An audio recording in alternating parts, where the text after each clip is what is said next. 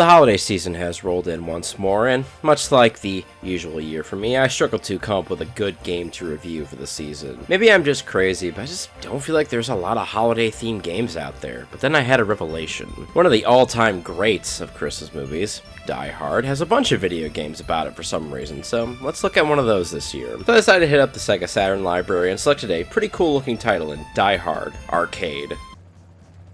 Released in July of 1996 with a follow-up release on the Sega Saturn, Die Hard Arcade is a 3D beat-em-up based on, what else, the Die Hard franchise of films. If you're curious, 3 Die Hards have been produced by the time this game had come out. Die Hard 1, 2, and With a Vengeance. I will also stress that this title is very loosely based on the franchise, as you shall soon see yourself, of course. Bit of a strange story for this game. This game was published and developed in tandem with Fox Interactive, and ended up being a licensed Die Hard product in the West. In Japan, however, Sega didn't exactly own the video game rights to Die Hard, so they simply changed the name of the game to Dynamite Cop and renamed the 2 main characters as well. This game was overseen by Makoto Uchida, the guy that fathered many a great beat-em-up like the Golden Axe series and Altered Beast as well. Basic plot of the game is roughly similar to the original Die Hard at least. A group of terrorists have seized a massive tower known as the Eternal City. Led by villain Wolf Hongo, these terrorists are attempting to steal all the money in the Eternal City's vault. Even worse, Wolf has kidnapped the president's daughter, though at the start of the game she slipped away into hiding from him. Very humorously, she's shown to literally be hiding under the desk Hongo is at.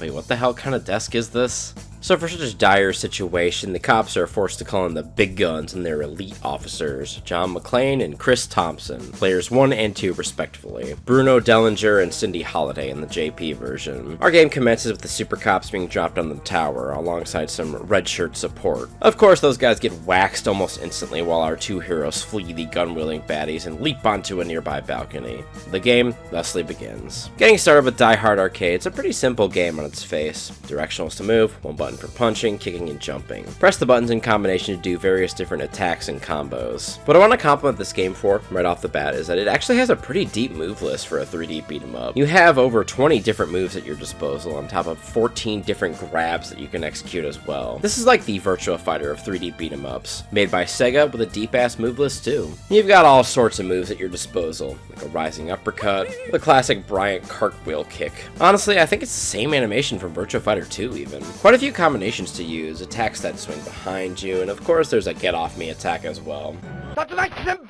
All of your attack combinations and grabs are done via just simple button inputs too. So outside of a few attacks that require a dash or forward hold input, it's all just simple button presses or holds. All of these moves actually come out pretty smoothly though. I never had any issues executing attacks once I learned the proper inputs. Yeah, you might be a badass thug, but what are you gonna do when John McClane German suplexes you onto your fucking neck? I don't even think Carl could have come back from this, majestic as his hair was. You can also arrest these suspects too, which I assume gives you more points or something. It does take them out of the fight almost immediately, so that's a plus, but I think the more obvious option is still more effective. Police brutality coming up!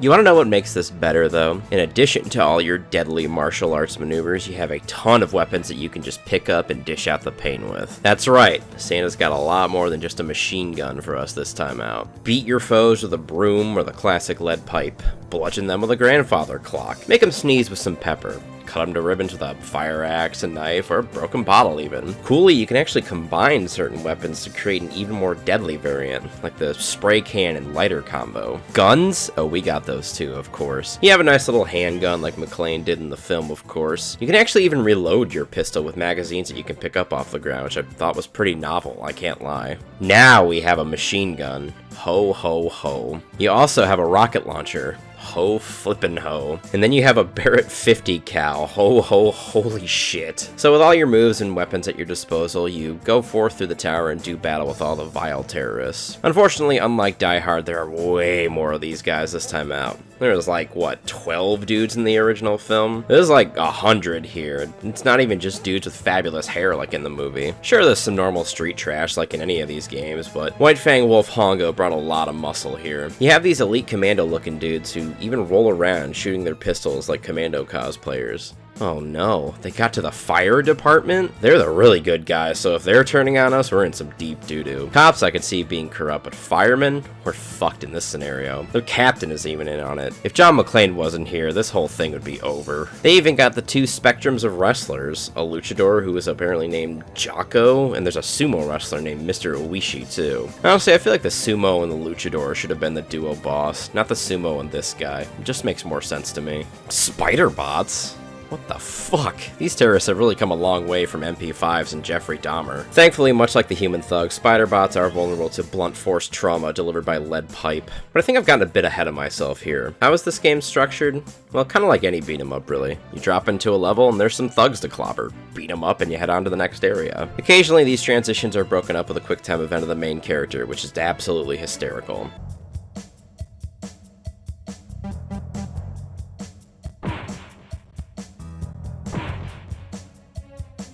McClane comes tearing around a corner and just lariats a motherfucker into unconsciousness. Oh, I suppose I shall retire for the night and rest. Boom! Fucking Claymore. Welcome to the party, pal. Out of all the non-Die Hard stuff in this not actually a Die Hard game, I think this is the most appropriate thing. I could see Bruce Willis tearing around a corner and just leveling some unnamed thug. Now, I guess if a new Die Hard were to be made now, McClane would probably fight giant spider robots. Oh god. I just realized that they haven't tried to reboot Die Hard yet, have they? Oh god, now that Bruce Willis is out, they'll try to do it, won't they? That's depressing.